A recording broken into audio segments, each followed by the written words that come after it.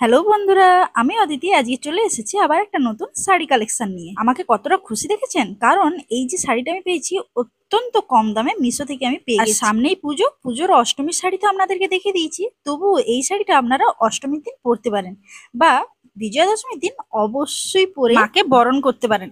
আর আমার বরমশাই তো আমাকে বলেই দিয়েছে এটা পরে অবশ্যই মাকে বরণ করতে হবে। শুধু বিবাহিত মহিলা নয়, অবিবাহিত মহিলারাও এই শাড়িটা পর্যন্ত পরে মাকে বরণ করতে পারেন এবং অষ্টমীর দিন পরে মায়ের সামনে অঞ্জলি দিতে পারেন। চলুন শাড়ির কোয়ালিটি বলি। শাড়ির কোয়ালিটি ছিল অত্যন্ত সুন্দর এবং খুবই হালকা। এটা ছিল কটন সিল্ক। দেখতে খানিকটা তসর সিল্ক হলেও এটা কিন্তু তসর সিল্ক না, এটা হচ্ছে কটন সিল্ক। শাড়িটার কোয়ালিটি ছিল দুর্দান্ত আর খুব সহজেই কিন্তু ক্যারি করা যায়। যারা ভারী শাড়ি একদম পরতে চান না এবং একদম পাতলা ফিনফিনে শাড়ি পরতে চান না, আমি তাদেরকে বলবো এই শাড়িটা অর্ডার করতে। শাড়ির এই ডিজাইনটা ছিল ছাপা, যার জন্য ভেতরে কিন্তু কোনো সুতোর কাজ নেই। আমি এই শাড়ি পরে অলরেডি দুটো তিনটে ভিডিও ছেড়েছি, যেখান থেকে আমার রিলেটিভস এবং আমার অফিস থেকে কয়েকজন আমার কাছ থেকে লিঙ্ক নিয়েই নিয়েছে।